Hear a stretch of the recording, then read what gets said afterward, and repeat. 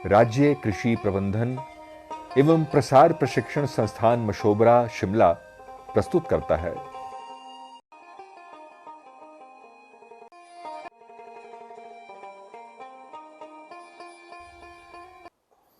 नमस्कार, मैं doctor DR. Thakur, निदेशक राज्य कृषि प्रबंधन एवं प्रसार प्रशिक्षण संस्थान मशोबरा।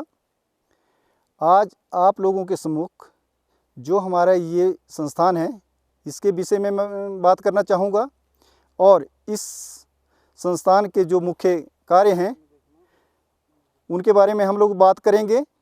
तो सबसे पहले मैं आप लोगों को जो है अपने संस्थान के बारे में कुछ बताना चाहूँगा। ये संस्थान जो है पहले ग्राम सेवक प्रशिक्षण केंद्र मशोबरा जो कि 1953 से यहाँ काम कर रहा था, उसके बाद 1990 में जा कर के इसको जो है थोड़ा अपग्रेड किया गया और इसको जो है कृषि प्रसार प्रशिक्षण केंद्र के रूप में जो है वो विकसित किया गया। उसके 10 साल बाद इसे केंद्र से संस्थान में बदला गया और जिसका नाम जो है राज्य कृषि प्रबंधन एवं प्रसार प्रशिक्षण संस्थान मशोबरा बनाया गया। और 2000 से आज तक ये संस्थान जो है अपने कार्यकलाप जो हैं उनको बखूबी जो है वो निभा रहा है।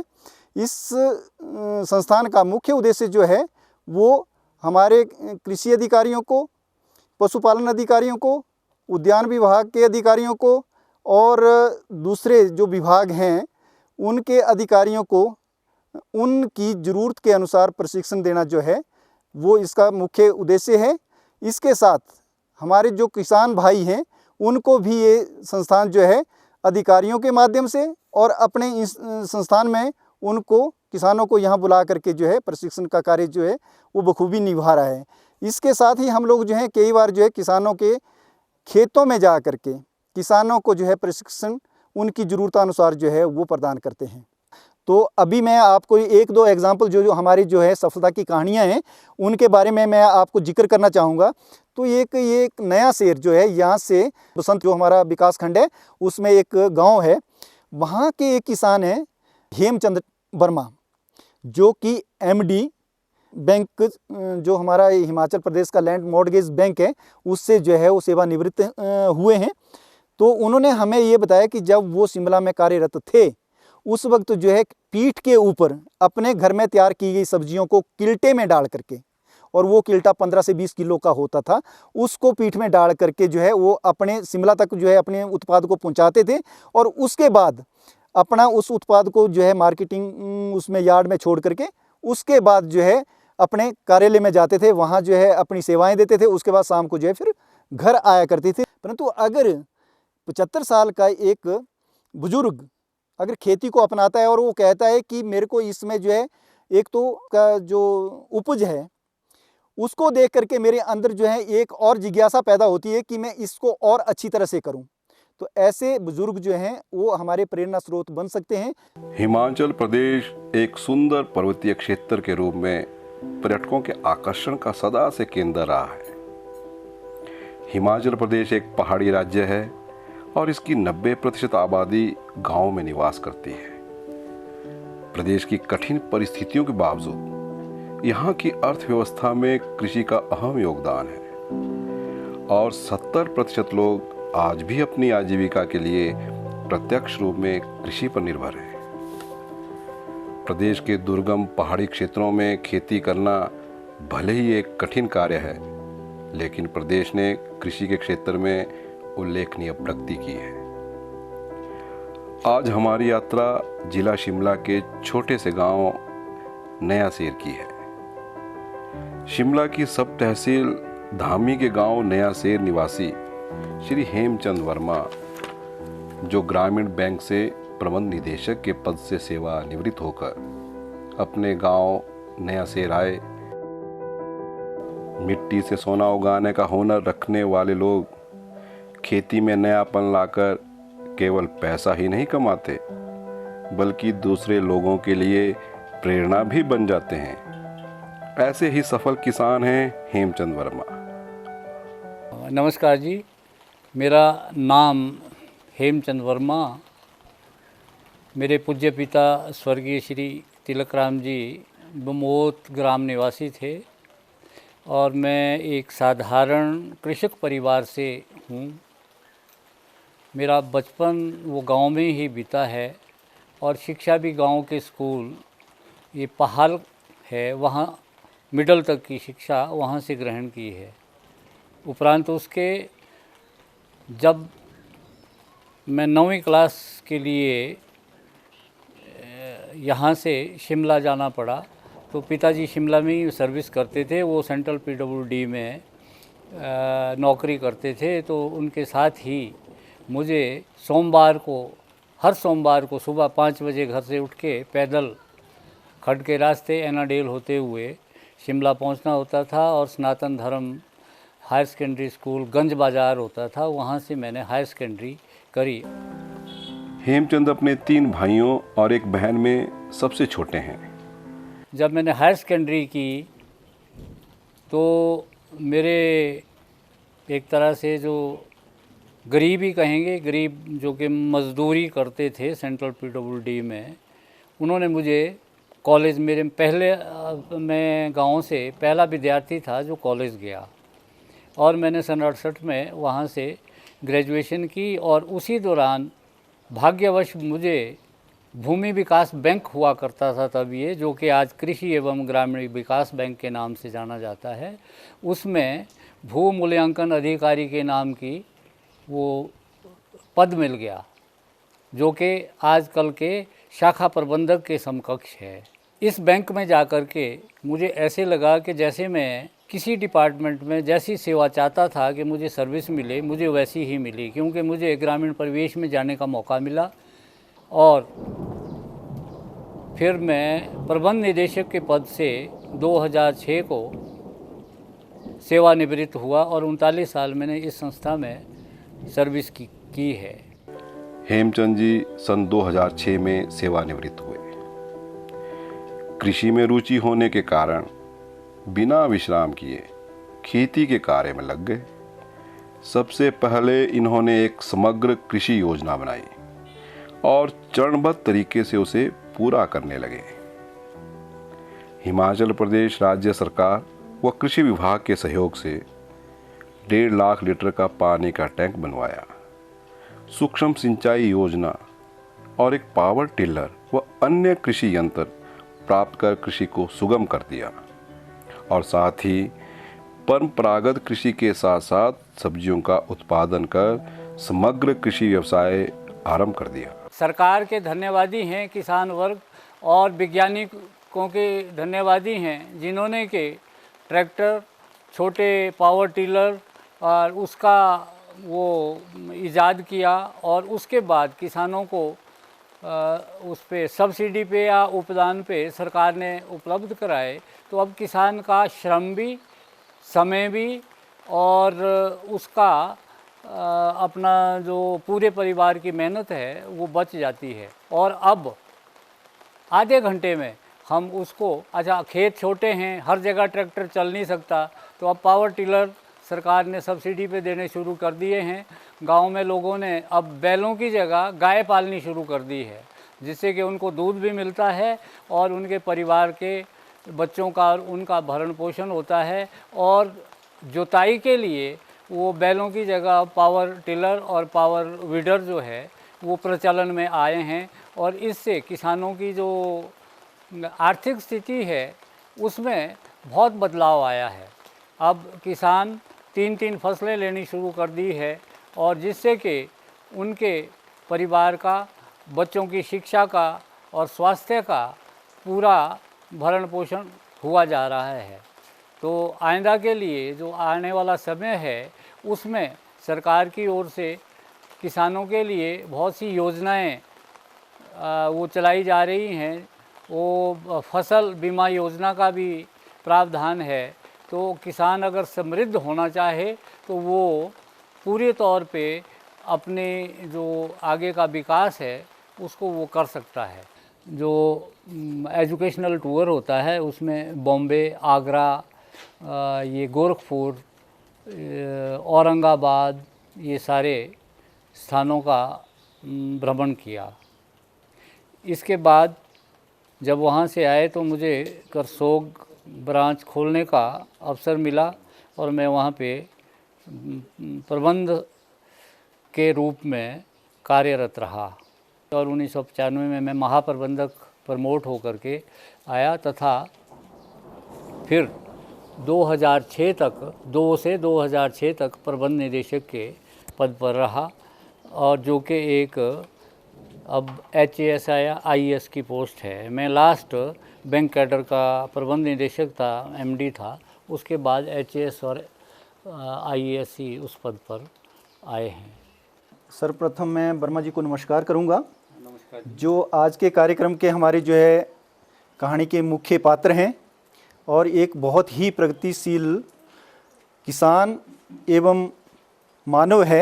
इन्होंने अपने बारे में तो काफ़ी कुछ बता दिया है, परंतु जिस दिन से मुझे ये पता लगा है कि वर्मा जी जो हैं वो किसानों के लिए एक बहुत ही उम्मीदा प्रेरणा स्रोत हो सकते हैं, उस दिन से हमने ये डिसाइड किया कि क्यों ना हम वर्मा जी के वहाँ जा कर के जो है कृषि से जुड़े हुए क्रियाकलाप हैं उनको हम कहानी के तौर पर किसानों के लिए जो है तैयार करें। तो इससे पहले हम लोग जो हैं एक बार वर्मा जी के यहाँ जो है पूरे एरिया को जो है घूम करके गए, वर्मा जी क्या कर रहे हैं, वर्मा जी का कृषि से क्या लगाव है। तो हम लोगों ने ये पाया कि प्रबंध निदेशक के पद से निवृत्त होने वाला इंसान जो कृषि को जो है इतनी महत्ता देता है, तो क्यों ना वो हमारे किसानों के लिए प्रेरणा स्रोत बने। तो मैं सबसे पहले तो आप लोगों को ये बताऊंगा कि ये क्षेत्र जो है ये पहले मेरे को लगता है कि अपने आप में बहुत ही पिछड़ा हुआ क्षेत्र था, जिसमें मेहनत की बहुत ज़रूरत थी। कृषि को जो है वो उन तरीके से करने की बहुत ज़्यादा ज़रूरत थी और कृषि के लिए जो हमारे को जो है इनपुट्स चाहिए उनका भी यहाँ इस एरिया में जो है शुरू में अभाव था। जैसे कि पानी की समस्या थी और पानी की समस्या को सुलझाने के लिए वर्मा जी ने जो कार्य किया हुआ है वो बहुत ही सराहनीय है। पहले तो मैं इनके घर से नीचे जो हाइड्रम की स्कीम जो इन्होंने पहले बनाई थी और जिससे इन्होंने फ़ायदा उठाया, उस पानी को ऊपर लिफ्ट करके और टैंक में स्टोर करके और फिर उसके बाद एग्रीकल्चर की हुई है, तो एक बहुत ही सराहनीय कार्य जो एग्रीकल्चर में हुआ है। उसके बाद इन्होंने धीरे धीरे कृषि विभाग के माध्यम से जो जो जानकारी कृषि के लिए आवश्यक थी उसको हासिल किया, चाहे वो बीजों के प्रति हो, चाहे वो नई टेक्निक के बारे में हो, नई तकनीक के बारे में हो, चाहे वो हमारे जो औजार हैं उनके बारे में हो। तो आज मैं वर्मा जी के यहाँ आकर के देखता हूँ तो इनके पास ये एक पावर टिलर है जो छोटे छोटे खेत जो हमारे पहाड़ी क्षेत्र के हैं उनमें जो है आराम से चल सकता है।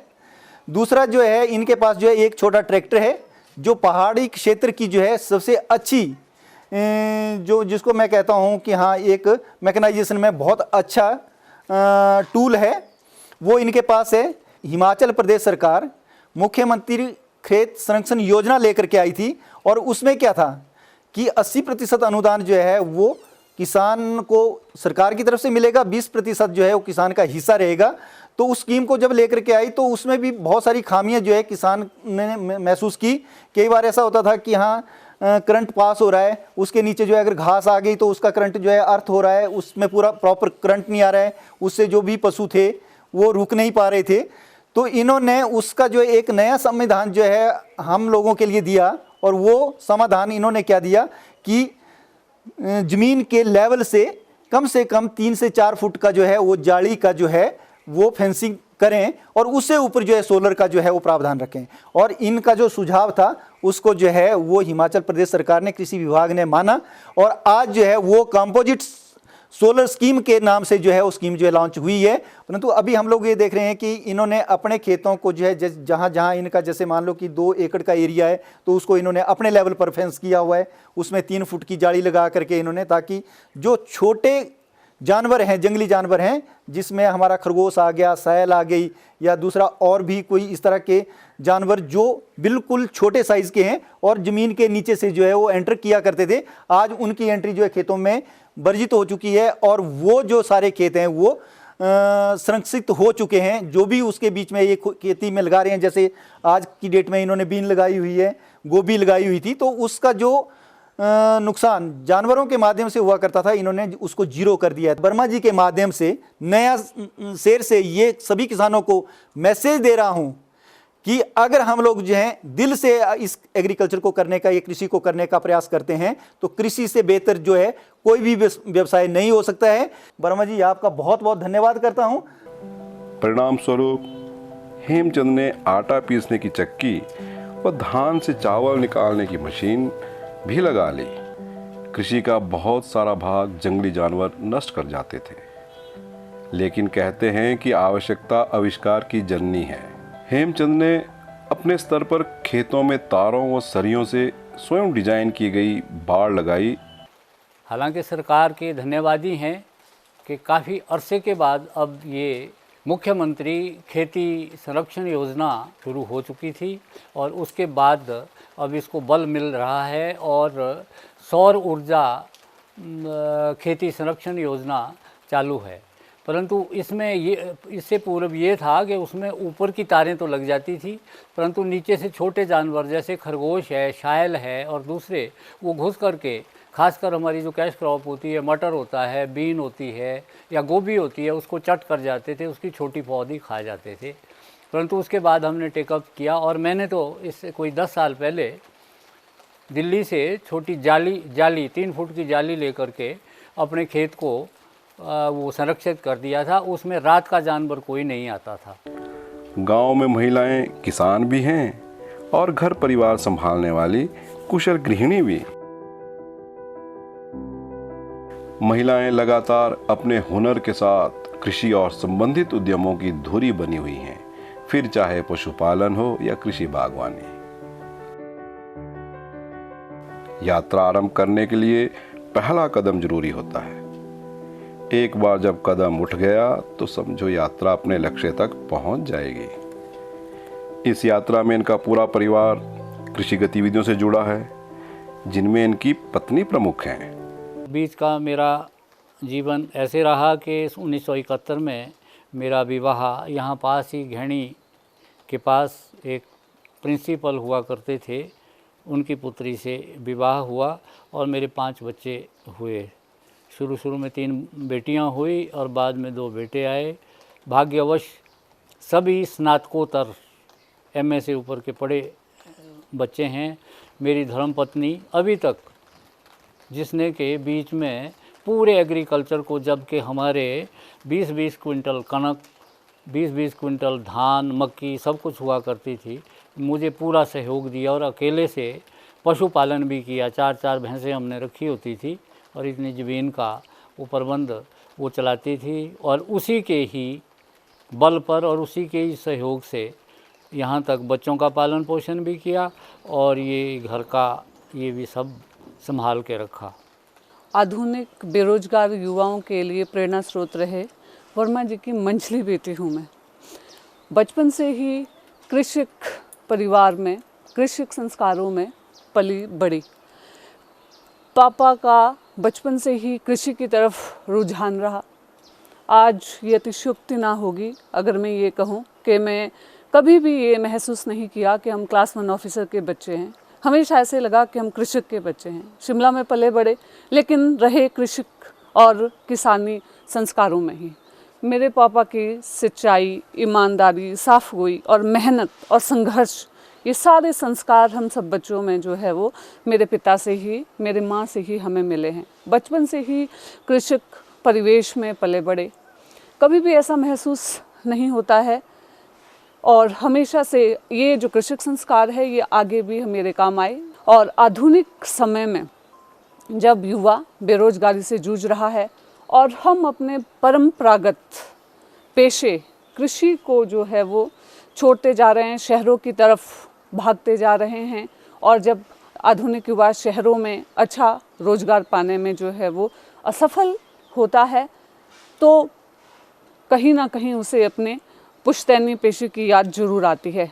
और आधुनिक संदर्भ में लॉकडाउन, कोरोना महामारी के बाद शायद सभी युवाओं को अपनी खेतीबाड़ी, अपनी पुश्तैनी ज़मीनें जो है वो वापस खींच कर ले आई है और उसी के बाद शायद असली मूल्य जो है वो उन्होंने अपने पुश्तैनी पेशे का समझा है। और आज की जो परिस्थितियां हैं उनको सामने रख करके मैं सभी किसानों के से ये अनुरोध करना चाहूँगा कि इस महामारी के वक्त में अगर आप लोगों ने कहीं महसूस किया है तो सबसे ज़्यादा योगदान किसका रहा है?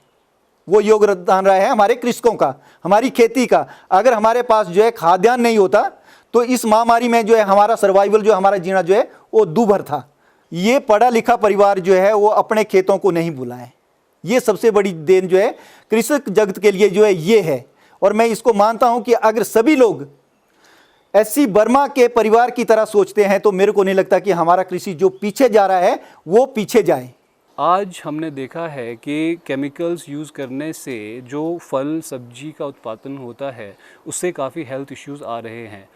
तो मेरा ये मानना है कि अगर हम प्राकृतिक खेती की तरफ अपना रुझान करें तो प्राकृतिक खेती का जो उत्पाद है उसमें कुछ भी स्वास्थ्य को ख़राब करने वाला पदार्थ नहीं होता है।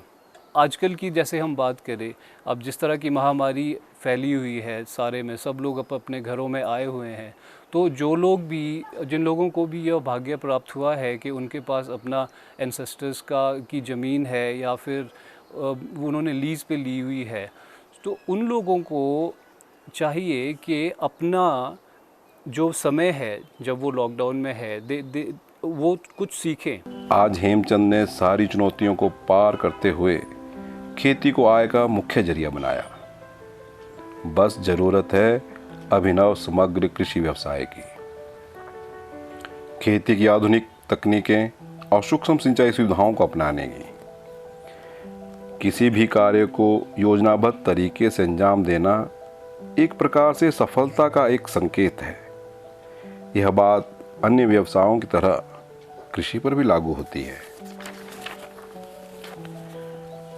कृषि को उद्योग मानकर वाणिज्यिक सिद्धांतों से संचालित करने से तात्पर्य यह है कि उद्योग के समान कृषि की प्रत्येक प्रक्रिया को व्यवस्थित तरीके से किया जाए, क्योंकि व्यावहारिक रूप में देखा गया है कि जिन्होंने कृषि को व्यावसायिक चुनौती मानते हुए जुताई, बुआई, कटाई व विपणन को संचालित किया वे सफल रहे। हमारा नौजवान भी अब वो 6-8 हज़ार की नौकरी ना ढूंढने की बजाय अब वो अपने जो उनके पास साधन है, कृषि भूमि है, उसकी तरफ ध्यान दे रहे हैं और उससे अपने जीवन यापन की आशा लगाए बैठे हैं। पूरा परिवार कृषि की वजह से ही हमारा समृद्ध है और मेहनत स्वरूप जितनी हम मेहनत कर पाते हैं उसका हमें प्रतिफल भी मिल जाता है। अपने लिए साफ़ सुथरी और विष मुक्त सब्ज़ी, घर का दूध, दही और अन्न हमें उपलब्ध होता है। और मेरा ये संदेश समस्त युवा वर्ग, अपने देश और प्रदेश वासियों के प्रति है कि हमें कृषि को उन्नत करना है और कृषि में ही अपनी आजीविका और अपने जीवन यापन का साधन ढूंढना है। राज्य सरकार और परिवार के परस्पर सहयोग से हेमचंद अपनी समग्र कृषि योजना को पूरा करने में सफल रहे। तो इन्हीं शब्दों के साथ मैं आप सभी लोगों को जो है ये अनुरोध करूंगा कि जैसे वर्मा जी ने अपने खेतों में, आज भी उनको ये महसूस नहीं होता है कि मेरी उम्र जो है 75 साल है, तो जो युवा पीढ़ी है जिसकी उम्र जो है 20 साल से लेकर के 50 साल के बीच में है, तो वो भी इससे जो है प्रेरणा लेकर के अपने खेतों में जाएं और खेतों से तैयार किया हुआ उपज उसको जो है अपने परिवार के लिए, अपने समाज के लिए और अपने देश प्रदेश के लिए जो है वो मार्केट में लेकर के आए। और जहाँ तक मार्केट का सवाल है तो प्रदेश सरकार जो है पूरा जो है प्रयास कर रही है कि हर किसान को जो है उसके इच्छा अनुसार जो है वो मार्केट प्रदान करने का प्रयास करेंगे। धन्यवाद। इन सभी कृषि गतिविधियों से पूरे परिवार की आजीविका बेहतर हुई है और आशातीत लाभदायी फल मिल रहा है। आज हेमचंद और उनका परिवार गांव नया शहर में खेती बाड़ी से खुशहाली का पैगाम गुंजा रहा है। हेमचंद जी अक्सर कहते हैं, मैं जब से चला हूँ मेरी मंजिल पर नज़र है, आँखों ने कभी मील का पत्थर नहीं देखा, ये फूल कोई मुझे विरासत में मिले हैं, तुमने मेरे कांटों भरा बिस्तर नहीं देखा।